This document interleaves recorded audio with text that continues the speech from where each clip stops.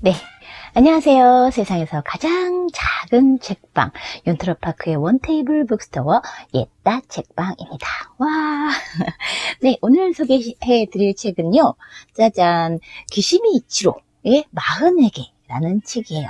짜잔, 보이시나요? 네. 이 책은 원래는 읽을 계획이 1도 없었던 책 중에 하나예요. 지난주에 되게 오랜만에 김미경 TV를 시청을 하다가 거기에 이제 김미경 선생님이 그 북드라마라는 이제 북리뷰를 하는 그런 꼭지를 개설을 하셔가지고, 거기서 이제 책 이야기나 이런 것들을 하시는데, 북리뷰단 같이 북드라마단을 이제 구성을 하시겠다고, 꾸리겠다고 하시면서, 미션북을 이제 몇 주에 한 일주일일까요?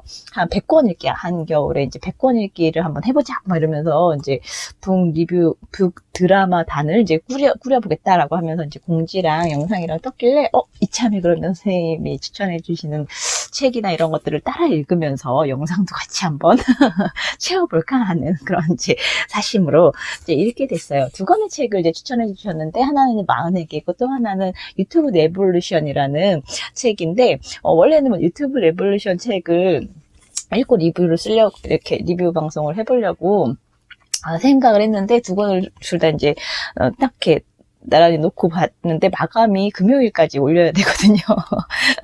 근데 유튜브 레볼루션은 좀 얘기가 좀 촘촘할 것 같은 그런 내용이어서 이걸 빨리 읽기는 좀 어렵겠다. 좀 천천히 좀 들여다봐야 할 것 같고, 이 책은 거기에 비해서 글자도 크고 두꺼워 보이는데 사실 내용은 그렇게 크지 않아요. 막 중간에 이제 하드커버에다가 글자도 크고 줄 간격도 넓고 여백도 많고 막 그래서 금방금방 넘어가는 책인데다가 어려운 이야기들은 또 아니어서 이제 나이듦에 대한 나이듦을 이렇게 둘러싸고 있는 어떤 문제들 이런 것들을 담고 있는 책이어서 그렇게 어렵지 않게 그냥 슉슉슉슉 이제 출퇴근하면서 지하철에서 또 읽고, 이제 오늘 또 오늘은 마저 읽고 영상을 찍어야 되겠어 막 이런 생각이 들어서 이제 막 읽고 하고 있어요. 일단 기시미 이치로는 우리나라에서 미움받을 용기 150만 부 여기 또 써있는데, 미움받을 용기로 150만 독자를 사로잡은 기시미 이치로의 최신작 이런 주간 즉시 베스트셀러 이런 것들이 막 써 있는데, 제목이 40에게여서 요즘에 이제 40 하면서 이제 40을 한 키워드로 한 책들이 꽤 나왔거든요. 그래서 아무래도 이제 30-40대 이제 그 소비력을 갖추고 있는 여성 독자들을 타겟으로 한 그런 책들이 마케팅적으로도 좀 유의미하기도 하고 막 이래서 소비층, 구매자층 이런 어떤 타겟팅을 하고 있는 거여서 이 책도 약간 좀 그런 게 아닐까라는 생각이 좀 많이 들기도 했고, 일단 40이라는 나이 자체가, 저도 이제 40을 이제 만으로 해도 생일 지난 걸로 따져도 이제 빼도 박도 하지 못하는 이제 40을 이제 넘기고 있는 중이어서 40이라는 나이는 정말 너무 무겁게 다가왔었던 것 같아요. 그래서 40 정도 되면, 예전에는 지천명이라고 했나요? 막 뭔가 삶에 이렇게 의문들도 없을 것 같고 뭔가 이제 막 무르르듯이 막 삶의 궁금함이나 이런 거 다 이제 초월할 것 같은 그런 나이였었는데, 내가 막상 딱 되고 났더니 모르는 것도 여전하고 뭔가 사회적인 지위를 잡고 있거나 경제적으로 또 어느 정도 안정돼 있거나 이런 것도 아니다 보니까 나 40, 나이는 이렇게 40이라는 나이까지 왔는데 나 왜 이렇게 나이가 무겁지? 막 이렇게 느꼈던 때가 딱 이때인 것 같아요. 다른 사람은 이제 30이라는 나이가 그런 의미를 많이, 이제 의미 부여를 많이 했던 것 같은데, 저는 30은 또 그다지 힘들게 겪지는 않았었는데, 40이라는 나이는 참 뭔가 책임을 지어야 할 것들이 많은, 막 어깨에 등에 뭔가 짊어지고 있어야 할 것들이 많은 그런 나이라는 생각도 많이 들어서, 이 나이 자체에 대한 그 부담감 이런 것들이 한동안 좀 많이 있었던 것 같아요. 근데 이 책 같은 경우에는 다시 살아갈 용기에 대해서, 살아갈 용기? 이런 컨셉이었을 텐데, 제목을 40개로 잡았네? 뭐 이런 생각이 들었어요. 굉장히 마케팅 제목 같다? 뭐 이런 생각이 들었는데, 내용은 좋아요. 뭐 있는 그대로 지금 여기를 살아내는 것의 어떤 행복, 중요함, 소중함, 이런 것들을 일깨워주는 책인데요. 일단 뒷표지부터 살펴보면, 인생은 마라톤이 아니라 춤이다. 이런 이제 카피가 쓰여 있고요. 아들러 심리학에서 배우는 지금을 사는 행복론이라고 써 있어요. 젊은 때와 달리 여러 가지 일을 할 수 없게 되는 현실을 과연 어떻게 받아들여야 할까요? 아들러는 이렇게 말합니다. 무엇이 주어졌느냐가 아니라 주어진 것을 어떻게 활용하느냐가 중요하다. 많은 일들을 할 수 없는 시간이 다가와도 할 수 있는 일은 남아 있습니다. 그리고 포기하지만 않는다면 할 수 있는 일은 생각 이상으로 많습니다. 할 수 있는 일을 찾아서 해나가는 것만이 나이 들어서도 자유롭게 살 수 있는 힘입니다. 저는 이 책에서 오로지 나이 들어가는 삶을 둘러싼 문제에 대해 이야기했지만, 이 책을 읽음으로써 나이 듦이나 간병뿐만 아니라 인생을 어떻게 살 것인가를 생각할 수 있는 기회가 되었으면 좋겠습니다 하고, 이제 앞에 한국판 서문이 이제 적혀 있는데, 그것에서 이제 중요한 부분을 따서 뒷표지에 실었어요. 작가를 모르는 분들을 위해서 뭐 겸사겸사 기록 삼아서 기시미 이치로라는 작가에 대한 소개를 드리면, 이런 것들이 책 앞날개에 적혀 있죠. 아들러 심리학의 1인자이자 철학자, 교토대학교 대학원 문학연구과 박사과정, 서양 고대 철학사 전공이라고 돼 있네요. 를 만기 퇴학했다. 퇴학이라는 단어를 이렇게 쓰기도 하네요. 플라톤 철학과 병행하여 1989년부터 아들러 심리학을 연구했다. 아마 아들러 심리학 자체를 모르시는 분이 훨씬 더 많을 텐데, 저도 이제 미움받을 용기를 보면서 그때부터 아들러 심리학 하면서 그런 이야기들이 많이 나왔던 것 같아요. 아들러 심리학과 고대 철학에 관한 집필 및 강연을 펼쳤고, 정신의학 병원 등에서 수많은 청년을 대상으로 카운슬링을 했다. 일본 아들러 심리학회가 인정한 카운슬러이자 고문이다. 그의 저서 미움받을 용기는 국내에서만 150만 부 초대박 베스트셀러죠. 진짜 되게 오랫동안 그 베스트셀러 1위 목록에 계속 자리해 있었던 책이었던 것 같아요. 판매라는 엄청난 기록을 세우며 심리학 열풍을 몰고 왔다. 나이 50에 심근경색으로 쓰러진 그는 심장의 대체 혈관을 연결하는 대수술을 받았다. 수술을 위해 잠시 심장을 멈춰야 했던 경험은 그에게 나이 듦에 관한 한 권의 책 40개를 집필하게 했다. 그래서 실제로 자기가 아팠던 이야기, 그리고 가족들 중에서 이제 아버지가 또 이제 그 인지증이라고 이제 이름이 바뀌었는데, 우리가 보통 치매라고 이제 부르는, 근데 치매라는 게 약간 그 비하하는 그런 의미를 담고 있다고 해서 일본에서는 인지증이라는 용어로 공식적으로 이렇게 용어가 바뀌었다고 해요. 앓고 있는 아버지를 또 이제 간병하면서 이제 겪었던 이야기들을 쭉 나열하고 있는데, 그 중에서 저는 좀 마음에 들었던 구절 한 구절 읽어드릴게요. 62페이지에서 시작해서 67페이지에서 끝나는데, 지금 여기에서 무엇을 할 수 있을까? 라는 그런 꼭지인데, 아무것도 하지 못하게 되었다고 해서 인간으로서의 가치가 줄어드는 건 아닙니다. 그걸 마음에 새기면 나이 들고 병에 걸려도, 혹은 젊은 나이에 큰 좌절을 맛보더라도 앞을 향해 다음 한 걸음을 내디딜 용기를 낼 수 있습니다. 뭐 이렇게 하면서 쭉 이어져서 이야기하는데, 중간에 보면 특별한 일을 하지 않아도, 혹은 하지 못해도 괜찮습니다. 살아있는 것만으로 타자에게 공헌하고, 도움을 받음으로써 도와주는 사람이 공헌감을 느끼는 것에 공헌할 수 있기 때문입니다. 제가 병에 걸렸을 때의 일입니다. 저를 간병하다 밤늦게 귀가하는 아내를 위해 고등학생이던 딸은 매일 저녁을 준비했습니다. 나이 들어 울적해하던 아버지도 갑작스레 기운을 차리고 제가 태어나는 날 차로 데리러 와주었습니다. 저는 가족에게 걱정을 끼쳤으나 생각지도 못하게 가족의 공헌감과 의욕을 끌어냈습니다. 훗날 제가 아버지를 간병하게 되었을 때 아버지는 이런 말을 했습니다. 내가 있어서 안심하고 잘 수 있단다. 그 무렵 아버지는 하루에 반나절을 자면서 보냈습니다. 제가 할 수 있는 일은 거의 없었습니다.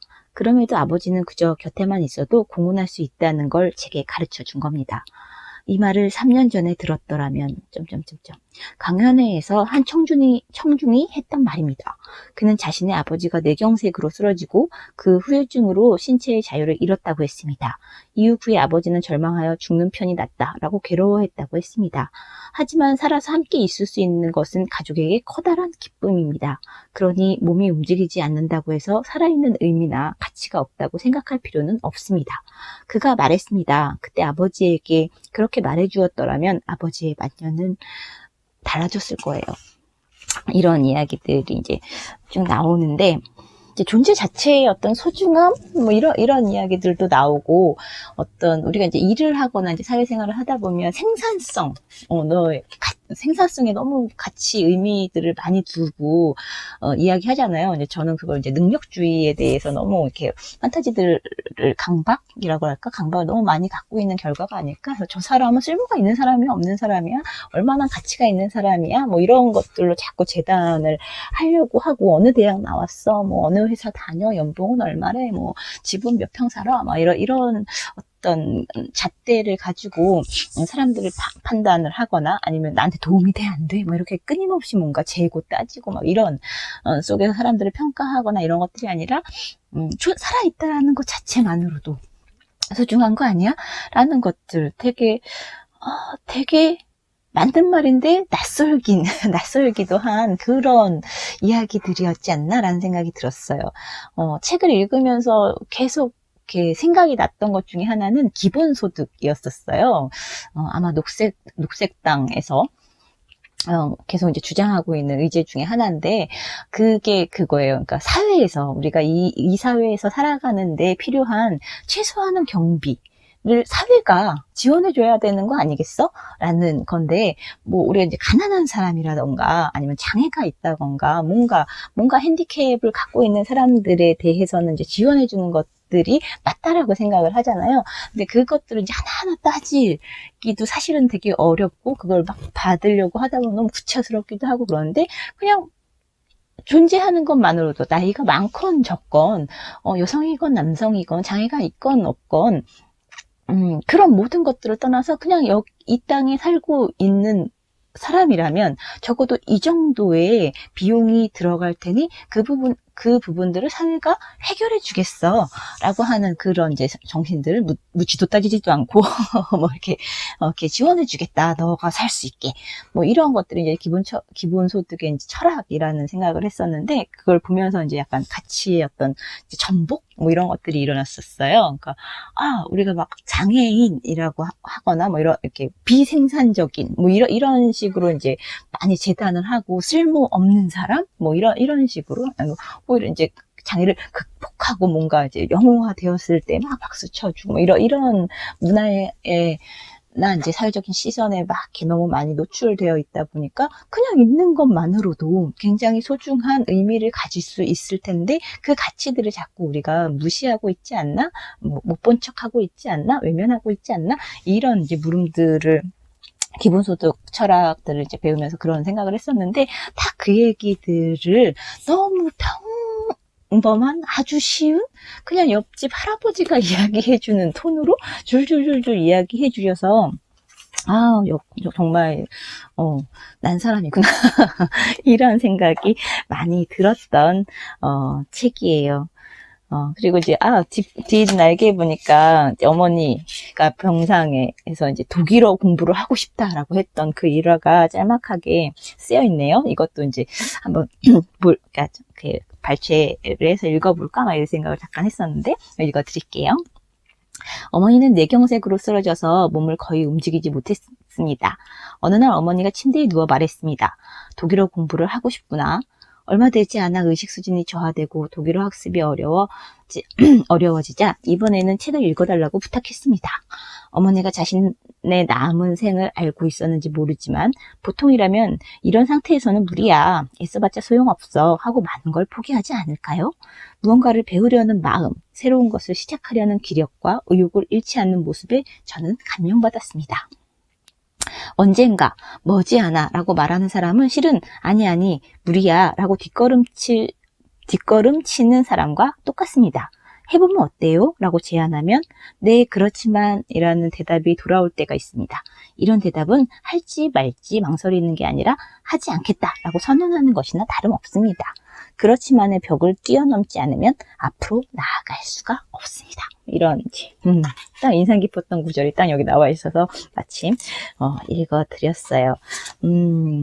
항상 뭔가 이렇게 과거에 너무 얽매여 있거나 뭐 과거에 잘 나갔으면 잘 나간 것에 대한 어떤 환상, 아니면 못한 것들이 많으면 후회라든지 이런 것들 때문에, 혹은 이제 미래, 장래를 위해서, 꿈을 위해서 지금은 희생해야지, 뭐 이런 생각들을 많이 이제 하는 사회이기도 하고, 스스로도 많이 이렇게 거기에 매달려 있기도 할 텐데, 그러지 말고 지금 있는 그대로 지금의 삶에 집중해서 하루하루 살아있다라는 것만으로도 굉장히 당신을 사랑하는 가족, 사람들한테 공헌하는 거야.